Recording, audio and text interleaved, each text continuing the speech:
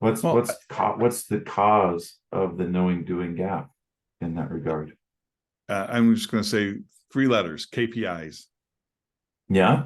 Yep, the leadership has to work to the KPIs.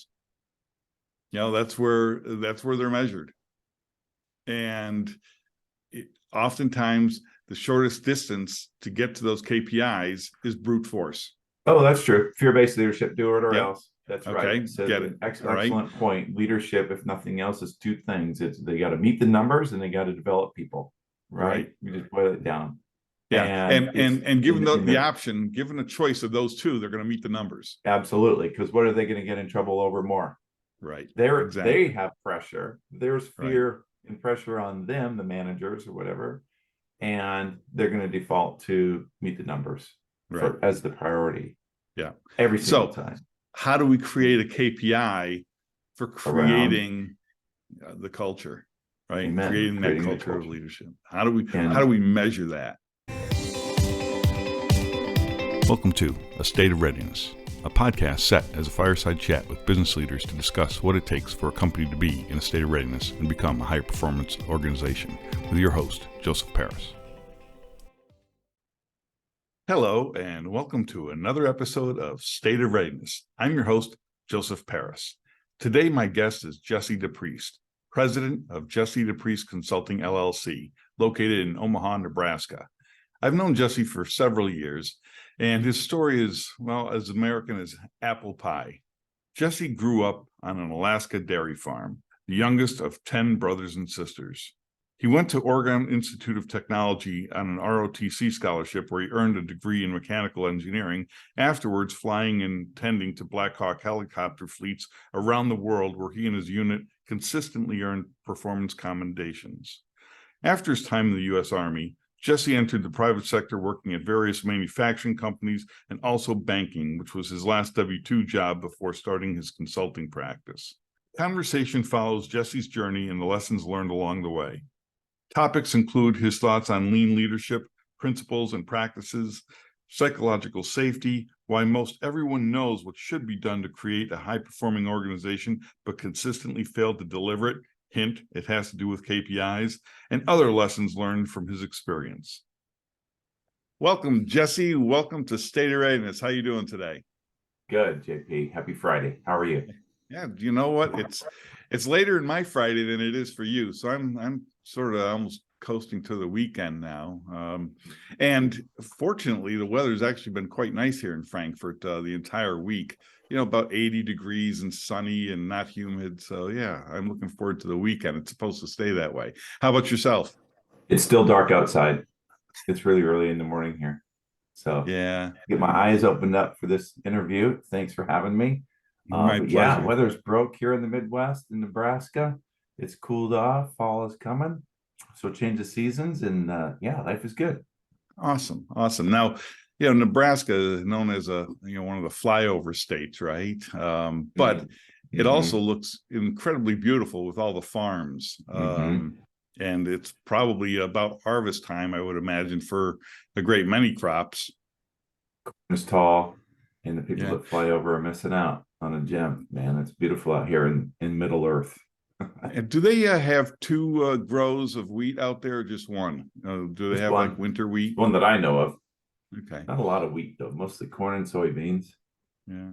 Okay. Because I know that some places grow winter wheat, so they get the early crop that they usually harvest late July maybe, and then they get another one that they are able to bring in late October. But I guess not there. Got to go a little farther west for that, I think. Yeah. Yes. So, welcome. We've been trying to plan this for some time. Yeah, and finally made it happen. Yeah, I'm really happy to have done that. So, I always like to hear people's journees. Everybody wants to get into the meat and potatoes, of what they're doing now and what's the greatest thing and etc. But I find that the key to who they are today is found in who they were yesterday. And so why don't we go down that road? I mean, you came from Alaska, if I'm not mistaken, and that was on a farm there, right? Yep, I grew up youngest of 10 on a dairy farm in Alaska. Yeah, and I cherish those roots because you learn quick how to do hard work every day, and you get to choose your attitude in that. So when you're doing hard work every day with your family and your siblings, you learn to get along, put up or shut up kind of thing, because the work's got to be done. Um, and I just think, yeah, I cherish those roots. In fact, I was just home this past weekend. We lost our mom in December, so we're managing the estate, and we had to tear down the old milking barn because it was a bit of liability and just falling apart. So, but a sad moment, in a change of an era. So they must have stopped dairying some time ago. Is that They a did. word, Mom and Dad dairying? stopped milking cows when I was in high school, Okay. and I have some brothers that lease the farm and raise hay. So there's still operations and things going on. It's a beautiful place in the world. So yeah, it's an end of an era. Yeah, time for the next generation to rise up and things change. Yeah. So dairy farming, I think, is probably the toughest job or toughest profession you could possibly have. I mean, the cows need to be milked twice a day, every day, 365. That's right. There's no breaks. No breaks. So how did you guys manage vacations, or didn't you? Not really. Yeah. Vacations were a rotation and accountability from running the farm, while some other people took time off. Once in a while, mom and dad would hire some people to come in and milk the cows for a few days, and we would sneak off and go do something. But yeah, vacations for us were always, local adventures, going to the lake or, hiking in the mountains or go for a hunting trip or something like that. So yeah, it's a good legacy. Thanks for My asking. sister dated the son of a dairy farmer, who was, of course, a dairy farmer, much like you were when you were young. And he was a wiry guy. He wasn't a big, stocky guy, but man, there was just like not a shred of fat on him. And he could do like 100 push-ups. My sister on his back, and we'd play football, like backyard kind of football tackle. And the plan was, give Zenon the ball. That's it. That's because when you're trying to tackle him, it was like trying to tackle a cinder block. There was no give. There was no soft edges. It was just like it hurt. I mean, that's all there was to it. So there might be a few soft edges now. Yeah, I'm sure. So after dairy farming, you went into the service, correct? Yeah, I went to school at in Oregon Institute of Technology, mechanical engineering degree in ROTC in the Army. Graduated and went on active duty right away. So I was an Army aviation branch officer. Flew Black Hawk helicopters and got to serve in Germany and a couple other interesting places in the world. And that part of my career culminated as a company commander of a unit maintenance company. So we were responsible for the operational readiness of a fleet of 30 helicopters. And that was a phenomenal experience and job for me. And, I'll say a pinnacle of a leadership experience in the Army as a captain. And I cherished that experience to get to meet and lead soldiers that came from all over the country and backgrounds and the diversity of soldiers that we had. So we did good work. We turned around an operation that was deficient in its readiness and did a lot of did interesting things to turn that back around to a positive bank of hours and through our maintenance program. But we did that also, with 100% turnover almost in 2 years. When you say Army normal 100% operations, turnover, you Army mean people leaving? Soldiers come in and soldiers come out. And I was reflecting on that my last day of command after 2 years, and I think there were 4 of us that were there when we started. So having a mechanism and a work environment, a leadership environment where we can do good work, and despite the challenge of the turnover of talent, and it was just normal turnover, and having a great leadership team to help you in that work was phenomenal. And some fantastic people to work with, let's put it that way. Yeah. Now you said you flew Black Hawks, like as pilot flew or just Yeah. as a Yeah. All Okay. the officers were trained in the aviation branch are trained as pilots. A number of warrant officers that are primarily responsible for the flight mission, and the commissioned officers are accountable for the mission itself. So later in my career in the Army, it was less flying and more managing and leading. It was a great experience spending some time in the Army, and I was at a UTC plant. It was a Sikorsky plant at the time, owned by UTC. I think it's owned by Lockheed now, but in Miliec, Poland, and they were making what they called the green version of the Black Hawk there, which is the version for the NATO allies without all the really cool kit that the Americans got. And it was really an interesting facility because as they peeled off the paper, it was an old Fokker plant from World War II. So as they're peeling back the paper, it was also a Soviet plant that kicked off MiG-21s, like 1 or 2 a day. And before that it was Fokker. So you see the German propaganda and then the Russian propaganda, and it was just like really a time capsule. It's kind of fascinating. But I was also at a Krakow or an aerospace museum in Krakow, and it was the craziest helicopter I ever saw in my entire life. It looked like a lawn chair. So imagine a lawn chair, and not one of a tall boy lawn chair, one of those kind that you take to the beach. It's like, so it's a short. All right. There was a tank for fuel right behind the lawn chair. There was a pole that went up to the engine, and there was the rotor up top, and there was of course a tail rotor to keep the thing from spinning. But the remarkable piece was from the rotor up top, there was a pole that came down in front of where the person would sit. And they would maneuver the helicopter by pushing and pulling this pole. Can you imagine? Now, I think I know what you're talking about. Yeah, I think I've seen that.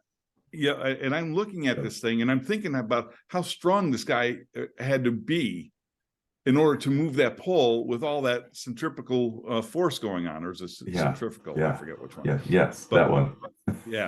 So, I'm thinking about how strong that person had to be, not to mention how crazy they had to be. How brave they had to be to get in that thing and fly. I think I know what you're talking about. I don't know what it's called, but I think I've seen it. Death trap, I would call it. But after the military, you and I met sometime afterwards, and you're working at a bank in Nebraska, if I'm not mistaken. Well, I had a long career since then, right? So out of the Army, I joined a private diversified engineering manufacturing firm. I had a great career there. Engineering manager, operations manager, product sales. But that's where I was formally introduced to lean. And looking back on my time at a dairy farm, we were doing things in our work to find better ways and easier, more efficient ways to do our work. And even as a young lad, 10 or 11-year-old boy doing hard work in a barn, I was always looking for the easiest, best way to do things, right? And in the Army, we had standard work, but we didn't have that vocabulary. We had daily management routines, but we didn't have that vocabulary. But looking back on that, it's like, lean fundamentals were inherent in everything that we did, from the way we managed the daily work to inventory and supply to standard work.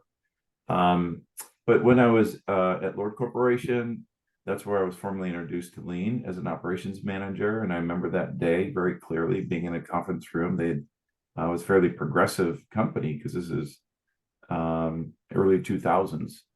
And they wanted to go lean. And I was working in a large manufacturing plant. I was running an operation within the plant. It was like its own little plant within the plant.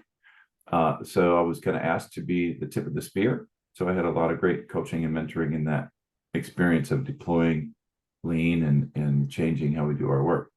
And I reflect and rely on that experience heavily today.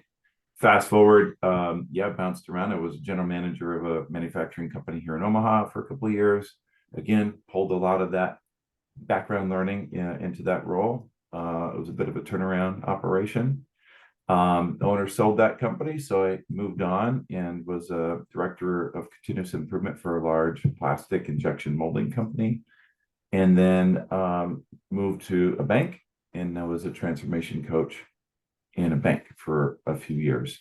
While I was there, I started my side hustle in consulting and found some traction and had a really, I'll say, interesting journey and a decision to go out on my own because the work I was doing at the bank was awesome. I had a great team. I loved the work, but I was also finding some attraction and traction in my consulting work. So a year ago in March, I left to come out and do this work on my own as an independent coach and consultant. So yeah, here we are. Here we are. So yeah, you and I met pre-COVID. Yeah, I believe that's right. While you're at the bank at a were you at the bank? Were you at the conference there at the Kroc Center, or didn't you make that?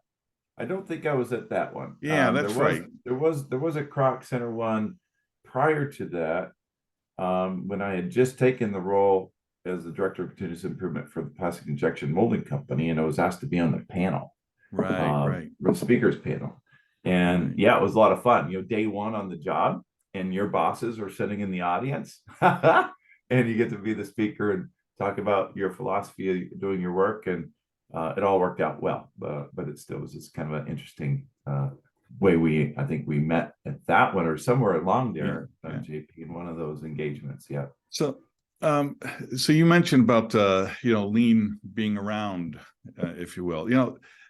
To me, a lot of lean, and people use mystical words, like all the Japanese words, and even like simple things like 5S.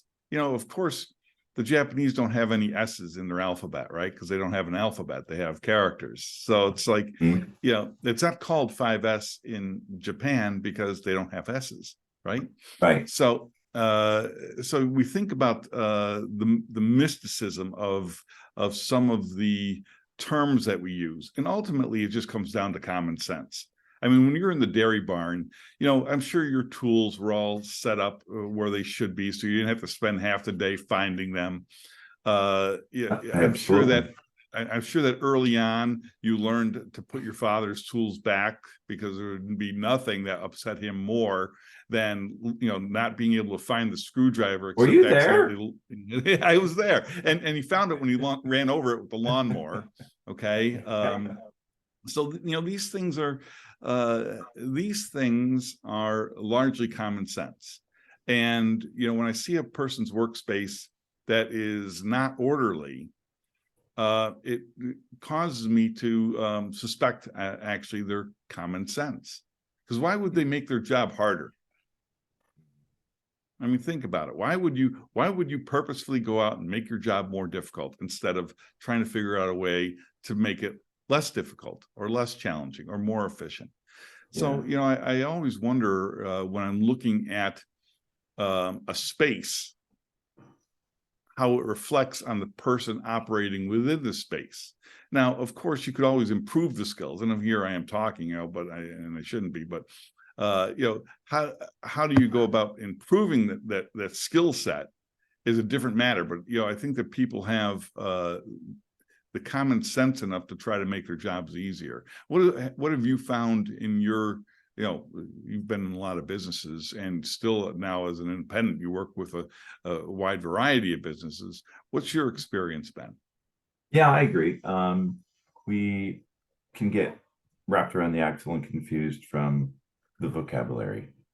So we don't, on one hand, we could argue we don't need that fancy jargon to speak in plain language about our work, what it is we're doing, what are we trying to achieve, where are we going, and what's the best way for us to make improvement to achieve those things. I would argue, on the other hand, to say sometimes using unique words and unique vocabulary makes us think differently. Because we say, oh, what's that word? I've never heard of that. It's like, well, it's this, and this is what we mean.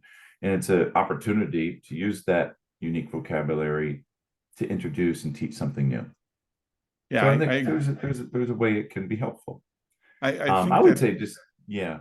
go on. No, go on. Well, just in terms of where the spirit of what you're getting at, JP, we look at someone's workspace and see it's cluttered and unorganized and wonder why. Number one is, I think just a lack of understanding, a lack of clarity. Maybe that's all they've ever known. No one has ever encouraged them to see things a different way.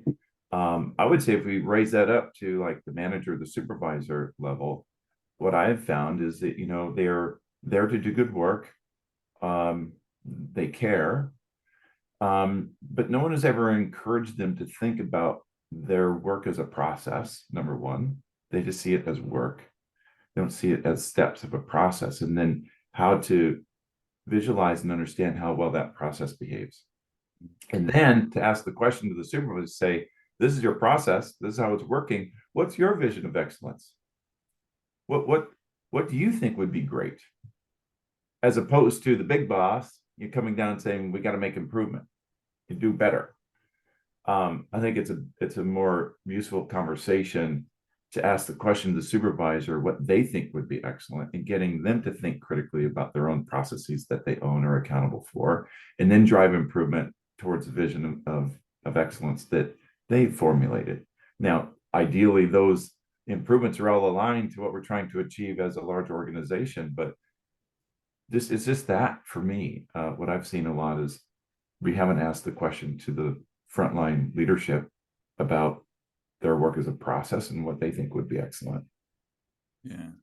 So you made the leap to starting your own consultancy, right? So, here you were working within structure ever since you were a kid, one of 10. Yeah. So you had right. structure there, Yeah. University structure, Army, certainly structure, then a series of organizations that you worked in. And now you have to work on your business.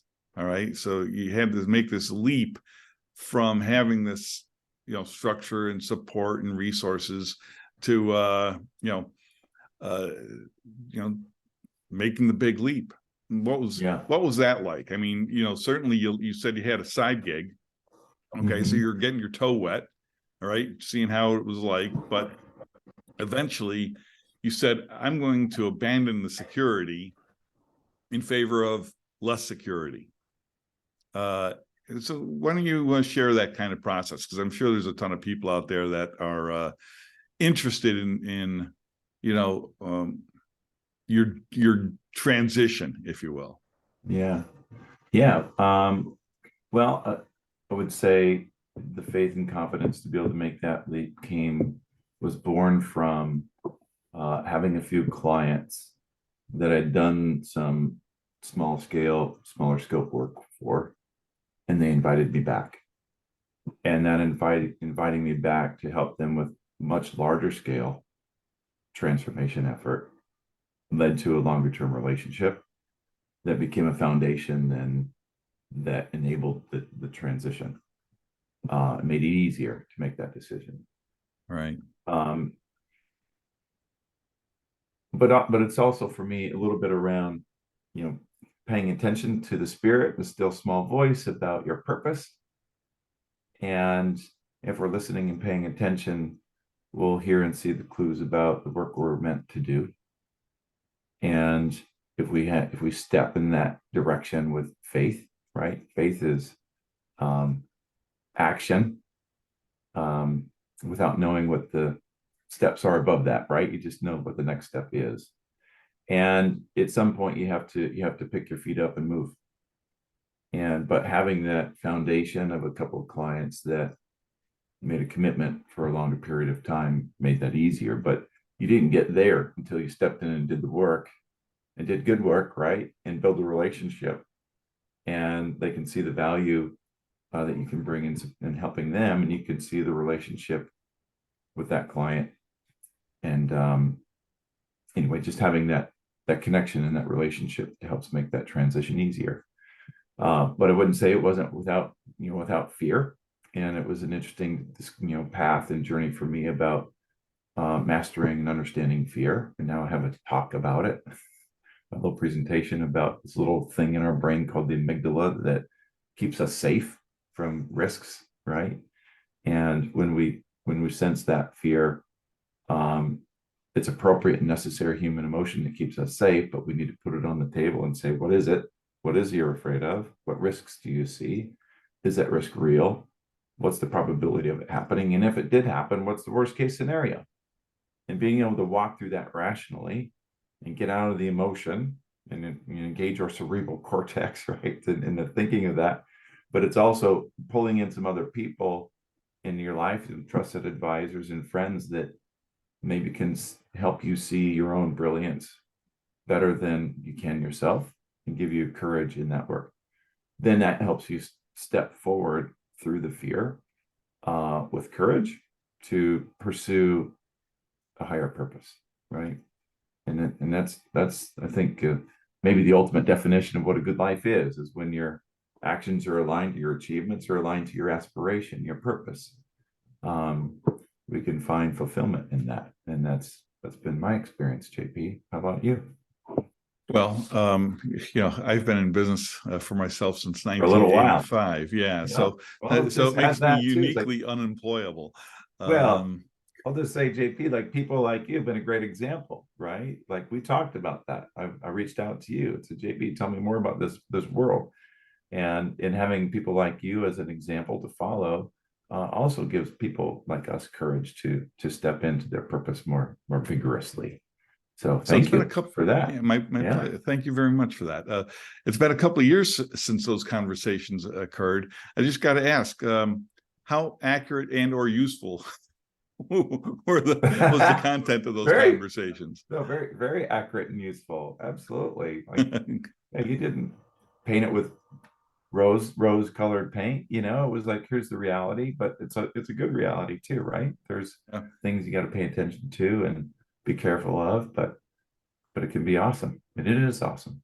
Yeah. I was speaking yesterday with a gentleman who's been with the same company for 30 plus years, 31 years, I think he said, long time. And he's at a crossroads within his company. And one of the options, one of the forks in the road, was it Yogi Berra said, when you come to a fork in the road, take it. Right? Take it. Yeah. Take it. So, he's got, do I stay or do I go? And if I go, do I start my own consultancy and whatnot? And I was reminded of another gentleman that worked for a big chemical company that was in a similar situation where he had worked for the company. It was very highly acclaimed, according to him, the chemical company guy, according to him. But the challenge both of these guys face is that their entire network is within one company. Okay. So they haven't been exposed to working for anybody else. So they haven't built that opportunity to work, part-time or on projects with a series of other people that they might have met over their journey. And it's, obviously you had several roles and have met a great many people, and you're a personable person. These two other people were also. But the simple fact that you're able to get a side gig going and sort of like crawl, walk, run, I think made your likelihood of success far greater than these other two gentlemen have, because they don't have that network. They don't have that experience of diversity, if you will, diversity of experience. Mm-hmm. Yeah, that can maybe be a constraint on their ability to be able to reach out and do that work. But just speaking my own journey is having a vision, a fuzzy vision about what I saw there, and it's like, well, the first step is this obstacle right in front of you. Like, go get a business license set up, right? Get registered with the State Department, right? Get maybe build a website, right? Just take that next step in that path. And if it's easy and doors open, then we'll continue down that path. And that's what I did. And then doors opened. And next thing you know, people was asking you, can you come in there and facilitate a one-day strategy workshop? Yes. And you go in, you learn, you do it, you do good work, and you just add to your collection of experience, and Right. as a result, other doors open.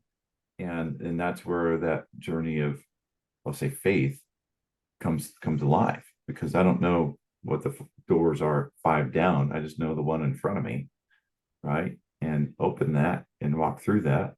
And if it's awesome and good, keep going. But a Right? lot of it has to do with, knowing what tools you have at your disposal. And I'm not Yeah. talking about improvement tools. I'm just talking about skill sets that you have as a person. Right. Right. And how those tool sets can be configured to overcome a variety of challenges or realize a variety of opportunities. And then, of course, there's always the opportunity to learn new tools and techniques and reconstitute what it is that you have to meet the various new and diverse challenges and opportunities that you're going to face through as you progress through the doors. They say, one door opens, another one closes, but it's the hallways that are a bitch, right? So yeah, right. Yeah, that's right. You take what you have, you apply it to do good value work to your clients, and through that experience you learn. You read, right? You talk with people like you and other people in the industry, and you learn, and you add other skills and tools to your portfolio, and you continue to do good work for people. And so it's a journey of discovery. It's a journey of finding the best way to produce value for your clients, right? And as a result of that, you look back with pride to say, yeah, we helped leaders make a difference in their organizations. So as you made the transition to owning, to being an entrepreneur and owning your own company,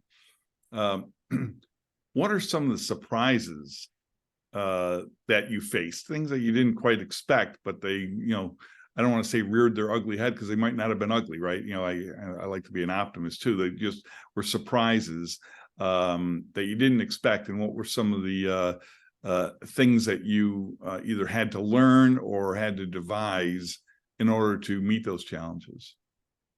Yeah, great question. I don't know if it's so much of a surprise, but just a little tap in reality that when you're in an 8 to 5 job and you have to work till 6, like you see and feel that, right? It's like, oh shoot, I worked late today, and you come home and wife says, why'd you work so long today? When you're on your own, like, you work till 6, and don't even bat an eye, right? And I joke sometimes, like, sometimes I wake up in the morning and look in the mirror and say, you know what, I'm going to stick it to the man today. I'm not going to work today. And then I look back and say, oh crap, I am the man. I need to get to work. I need to get to work. And it's a different experience, right? You get what you kill, you get what you cook. So you got to get out there, and it's the business cycle from market, connection, and get a sale and a commitment, do the work, follow up after, and that cycle of attracting a client, doing good work, closing the client, go to the next one is, I'll say, a faster pace than I would expect. And so maybe there's some learnings in there that maybe going in I didn't fully appreciate, but it's also maybe a surprising thing is you maybe work more, maybe work harder, but it's a happier work for me. When you're living more fully to your purpose, suddenly you find energy, and your work and personal life become even more integrated in a good way. It's not my job and then my life. It's all together, right? When you're on your own, and you just find ways to integrate that, right? Yeah. So anyway, maybe that was kind of a surprise for me, that about what that feels like.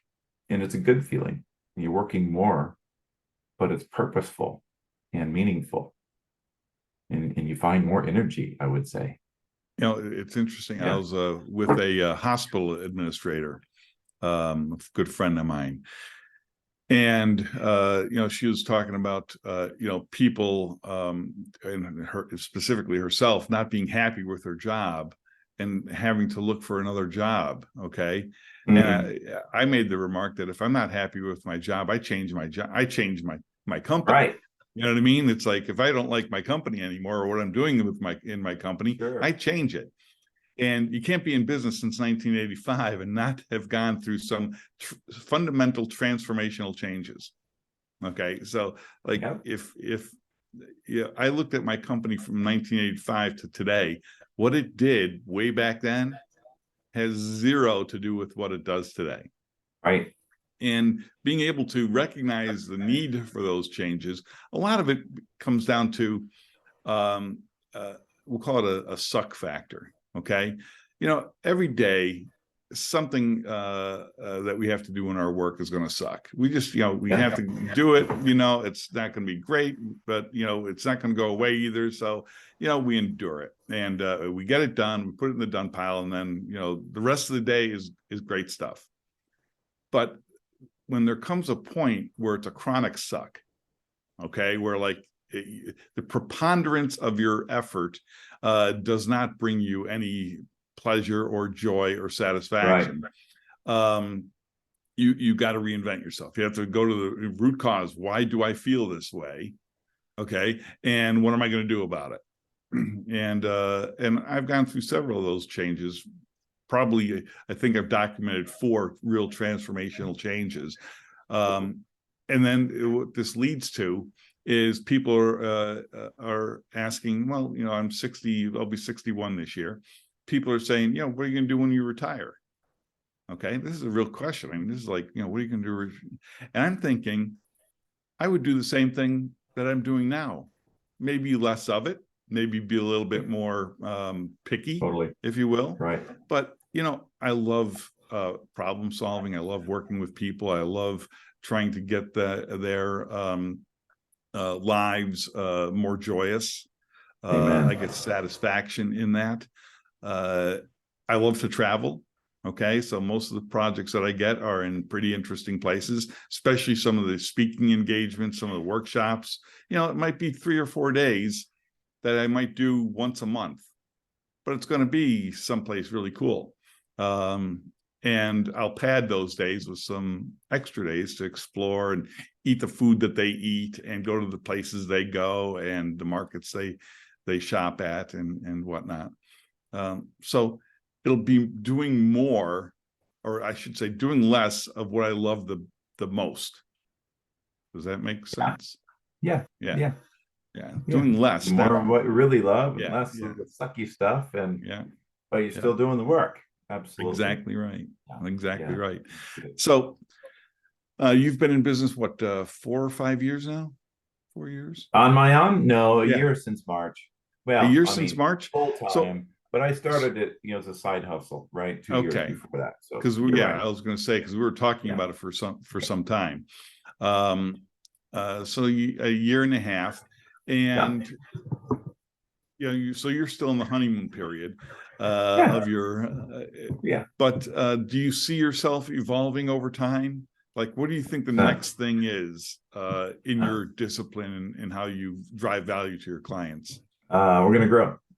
I envision bringing some people onto the team, a coaching and consulting firm that can handle a number of different aspects of the client needs, from strategy to leadership development and coaching, process improvement and problem solving.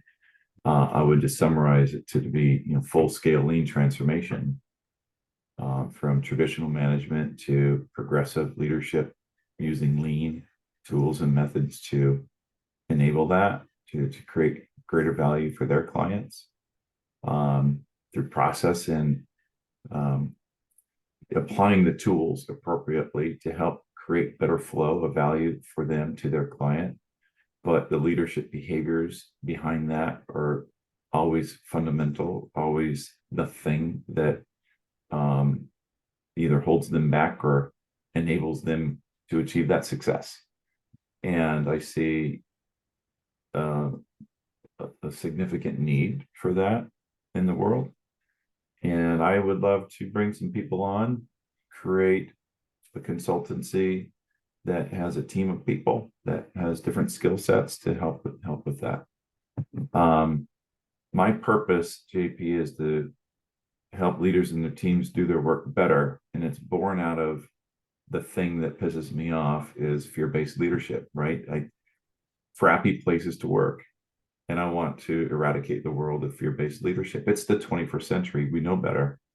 And there's a gap between the knowing and the doing of that. And my purpose is to help leaders and teams move to this enlightened form of leadership using lean and the tools and methods to help create greater value for their clients, but to evolve our leadership approach in the organizations. I guess when I see that injustice of the fear-based leadership, it really upsets me because we know better. And it's like, they're not bad people. They just don't know any different, or they haven't been taught any different. And they're scared themselves, those leaders. And that's why they behave that way, I think. Yeah, I agree with you 100%. Root of the work. And it's a two-way street. You know what I mean? It's like, the fear-based leadership becomes fear-based followership. Amen. I mean? And you now, go back to your example about why does this person have a clutty, crappy work environment? Because it's a function of the work environment, I think. Yeah. Right.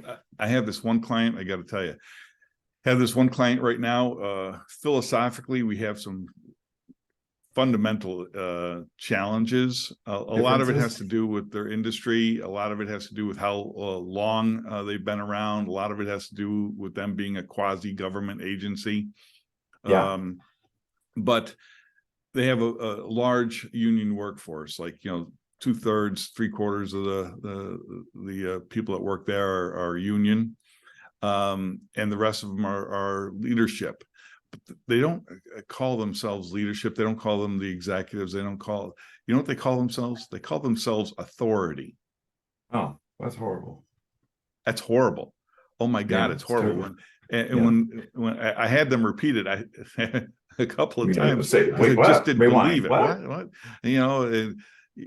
And all I could think about is Cartman in South Park, respect my authority. And and I'm just, but this is cringing. And then I was supposed to interview several of the people, I'm going to call them in management, and some of the union workers. And then they said, we don't need to interview the union workers. And the project is about workforce development. Okay. And the brunt of the people that are going to be influenced by the workforce development are going to be the union workers. And yet they didn't want me to ask them what the union workers thought about workforce development. Yeah. Okay. And I just like, the whole thing is just giving me the heebie-jeebies. You know what I mean? I'm just like not feeling comfortable. And then they're saying, well, we don't want to talk about culture here. And I said, one of my missions, one of the things that I measure success by is and I used this phrase a little bit earlier, people find joy in their work. That's right. Amen. I want people to go home as they came in. So safety is like hyper important to me. But that goes to finding that joy in work. And if I am not happy about going to work, then I'm going to seek my happiness elsewhere. Somewhere. Okay, so there's a turnover issue, of course. But when I mentioned that, they're like, well, we will have none of that talk. And it's like, holy crap. Then by what other means are you going to achieve your goals in what we're trying to do as an enterprise? Yes. And what other means? Do you have a better idea? Right? It's like, that would be an interesting conversation. And there's I think a mechanism, you probably do this well, JP, just having a couple of questions to understand where leadership is. And if they aren't willing to engage in that kind of work, it's probably not the right client. Right. Yeah. And that is frustrating too, because that's the client that I want to help. Right. Yeah. Amen, brother. Amen. I mean, fear-based leadership. It's like, no, I'm going to come in. We'll help you. Right. So get you in a headlock and help you out or something. Right. Honest to God. I mean, they have to have the want. all right, if they don't have Yeah. the want, I mean, it doesn't matter if they have the need or not. If they don't have the want, it's very difficult for us to It's gonna help be them. tough. That's You know? right. Yeah. But at the same time, you see the potential. You see that this is like, this is an uncut diamond, all right, or could be anyway. And we're just never going to get that chance because nobody's going to pick it up out of the mud. There's a root cause in there for us to truly grab a hold of, JP, and help those leaders see that. It makes me think of, I think it was a recent McKinsey study, surveyed a bunch of companies and asked the question, how important or essential is it to create a psychologically safe work environment for high performance teams, right? Is it essential to create a working space where people are safe so that they can do high performance work? 9 out of 10 respondents say, yeah, it's essential. There are a few people that said it was not important. Some people said it's important, but not essential. But most people agree, right? 9 out of 10 agree that that is essential to creating high performance teams. But then they followed up and asked another question. Okay, we agree, right? That 9 out of 10 people agree creating these kind of leadership work environments is essential for high performance. But how many of you are doing it? And 85% of the respondents, 85% of the respondents say they're not doing it. And I think that is like evidence of the bomb that we are trying to solve. This is the thing. And there's, again, this knowing doing gap. People know that this is necessary, essential, but we're not doing it. And I think that's an interesting question. Why are we not doing it? Maybe that's a question for you, JP. What do you think? What's the cause of the knowing doing gap in that regard? I'm just going to say 3 letters: KPIs. Yeah. The leadership has to work to the KPIs. That's where they're measured. And oftentimes the shortest distance to get to those KPIs is brute force. Oh, that's true. Fear-based leadership, do it or else. That's right. So get it. Excellent point. Leadership, if nothing else, is 2 things. It's they got to meet the numbers and they got to develop people. Right. You just boil it down. And given the option, given a choice of those 2, they're going to meet the numbers. Absolutely. Because what are they going to get in trouble over more? Right. They have pressure. There's fear and pressure on them, the managers or whatever, and they're going to default to meet the numbers as the priority. Yeah. Every single time. How do we create a KPI for creating the culture, right? Amen. Creating that culture of leadership. How do we measure that? High performance team, trust. Yeah. But how do you measure trust? Commitment, right? Yeah. Employee engagement. Lots of different ways we could start to poke at that. But if I'm looking at a production line and I'm looking at tack time, that's something I can measure. If I'm looking at, how much it costs or how much I'm selling it for or how much my margin is, okay, what's my head count?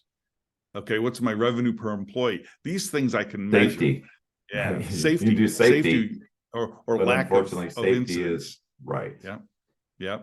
But how do we measure psychological safety? What's the KPI for that?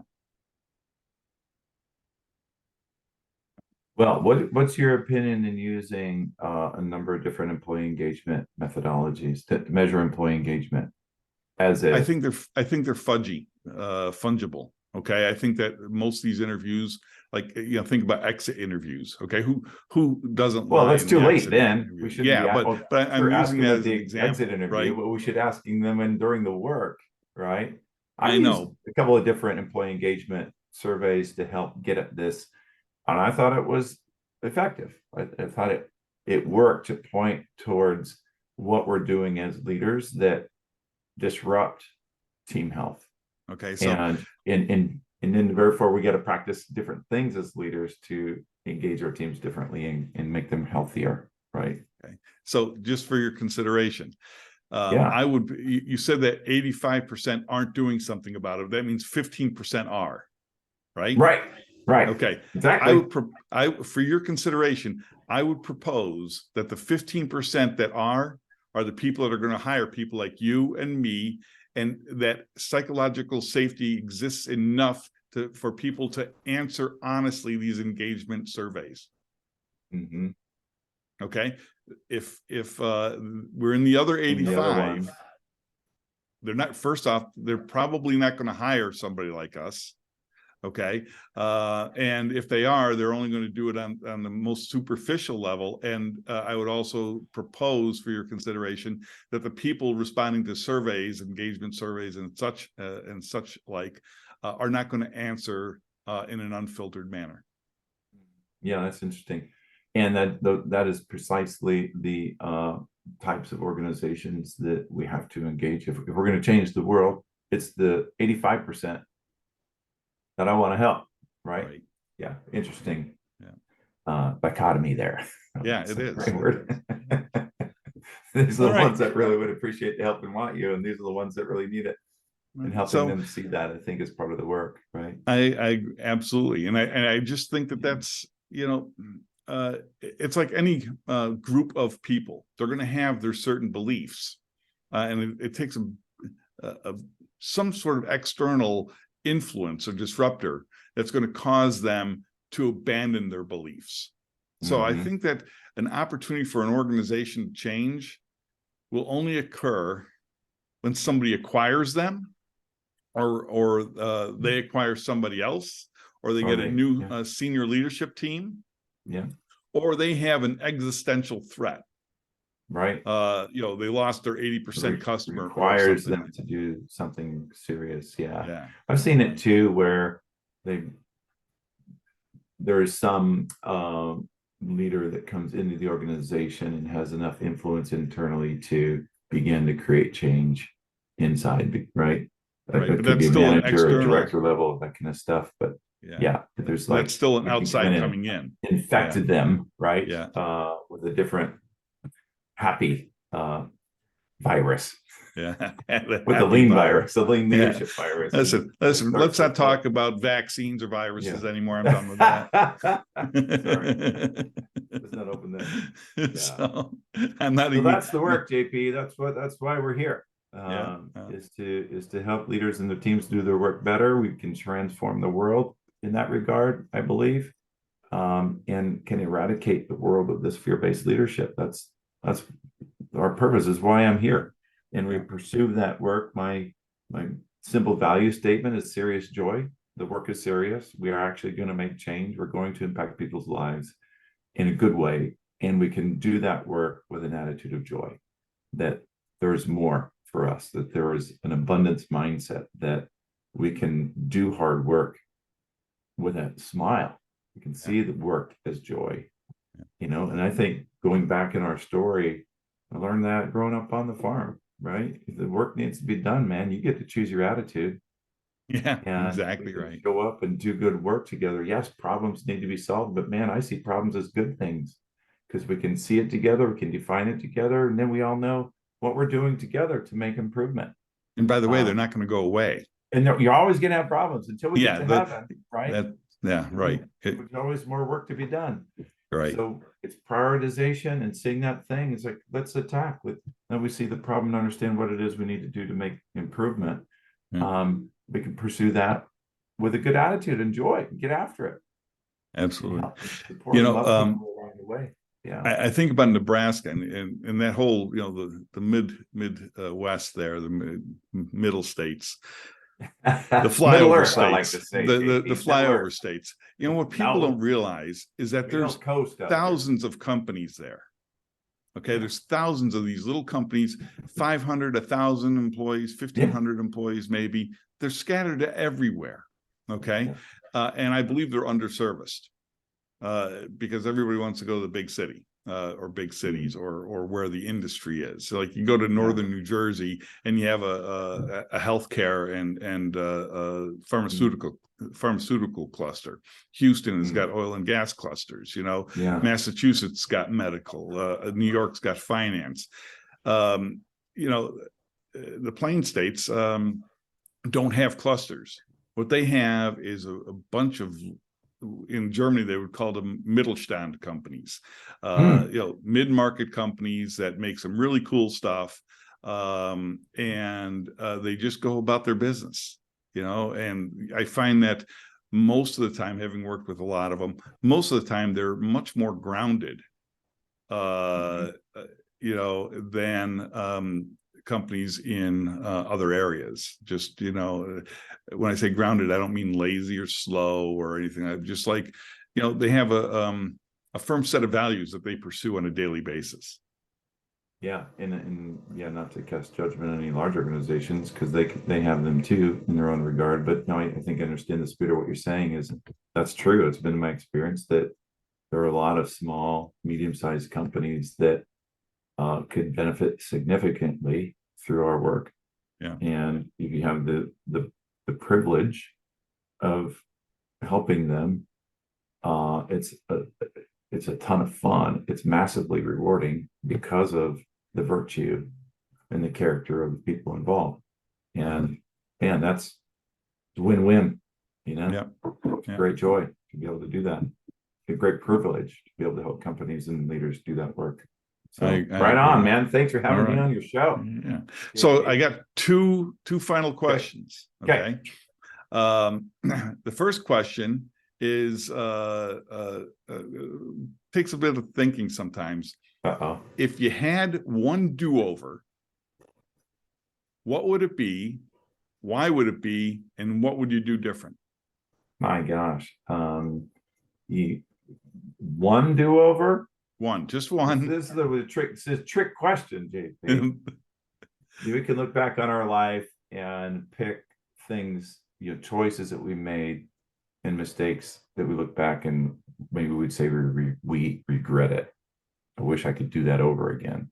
For me, big obvious one was a family career move that I made that was very selfish and career driven, and it didn't work out, and lost some money, fell into depression.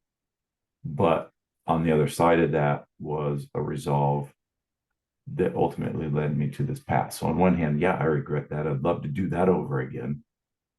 But on the other hand, I wouldn't be who I am today without it. Yeah. Amen. And having that experience of,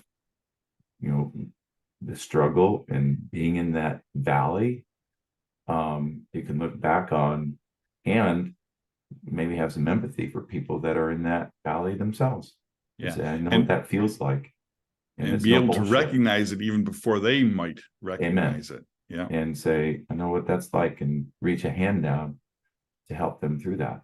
So would I like that do-over? Hell yeah. Give me the ball. Let me throw that pass again, or so run that play again. But you also look back at that and say, you know what? You're better for it now. You wouldn't be the person you are today without that struggle. Right. So you count it as a blessing too. Yeah. Okay. And so the easy one. All right. One person that you look up to and why? Well, Drucker clearly is a winner for me, and Deming. Look at business leaders and thought leaders that were ahead of their time. And if we go back and study them more, we can see their principles and their teachings are abundantly relevant still today. But just in my own reading and discovery, there's a couple of YouTube videos that you see about different speakers, and this guy Russell Acuff is one that caught my eye, and I've been reading some of his stuff. So this is what I'm reading currently: The Art of Problem Solving by Russell Acuff, and it's phenomenal, right? And these are the kind of guys that are like the unsung heroes behind the big thought leaders, but they were forces of change for good too. We just don't hear of them very often. Yeah. And this work is brilliant. So I'm going to go with Russell Acuff just because, he's the guy behind the guy, that he's the man behind the curtain. Exactly. And maybe there's a little bit of self-reflection in that, as to say, I'm the man behind the man. That's what I want to do. I want to help the leader be successful. I don't need to be the one in the limelight. I want to support the person that's up front. You know what I mean? Yeah. And man, just his teachings and the teachings of our forefathers, if you will, are still useful and relevant. It's interesting that you said that, because the man behind the man, if you will. Okay. Yeah. When I was trying to figure out when I was trying to figure out what operational excellence was, I know a lot of Marine and aviators, all right, and one of them had made mention that his carrier group had been made operational. And I said, what does that mean? And he said that, it means that the carrier, all of its apparatus and personnel on board, all of its support vessels and et cetera, the other, 300,000 people in the U.S. Navy are all prepared to engage in the purpose for which they are intended. Right. And I was like, wow. And of course he was a Top Gun grad. And I said, man, you guys all look like you came off the set. You know what I mean? You all got the, the look, the walk, yeah. And I said that, you just make it look like, your success is a foregone conclusion. And honest to God, he stopped me dead in my tracks in the most abrupt manner possible. And he said that the reason that, their success is, almost a foregone conclusion is because the other 5,000 people on the ship do their jobs to the highest level of proficiency. Right. And then he, does a deconstruct. The galley's got to cook 3 meals a day for 5,000 people. That's right. Right. If you're standing in the wrong place and not get anybody sick, a bad day. Right. Exactly. Right. I mean, he just goes on and on and on about, they're in the limelight, but they're only that successful because everybody else does their job to the highest level of proficiency. And that always stuck with me. Team, man, and you can apply that to any enterprise and say the same thing. Yeah. You're in a certain company, and the salespeople, maybe it's a sales-driven enterprise, and then the salespeople are the heroes. And at the end of the year, they have a big sales conference, and all the salespeople come in and they get their fancy awards, and that pisses me off too, because it's like, look at all the people behind you. Yeah, that right. helped achieve that. Where do they get to celebrate in this too? Right. Right. And it's a reflection of leadership to say it's not any one function or resource that delivers value to your client. It is the flow of the system that flows the value, and that includes everybody. Right. And just to put a cap on this conversation, JP, that is the essence of lean, is to prioritize system efficiency over resource efficiency. It's the same spirit of thought, and helping leaders see how their work as an enterprise or within a department is a process, and those processes all connect together to create value. Yeah. Right. Absolutely. So amen, man. Great way to finish that conversation. Awesome. Absolutely. Well, listen, Jesse, it's been a long time coming. I thank you very much for the time you spent with me today. It was I really enjoyed the conversation, and you're sharing your insights and your journey. And I'm sure our paths will cross time and again. Indeed. You're an inspiration, JP. Keep doing the good work, and thank you for trusting me with your audience. Amen. My pleasure. My pleasure, really. All right. Take care. Have a great rest of your day. See you, JP. Bye. Thank you for listening to State of Readiness. You can discover more episodes and learn about the book written by Joseph Paris of the same title at www.state-of-readiness.com. You can learn more about Joseph Paris at www.josephparis.me/card.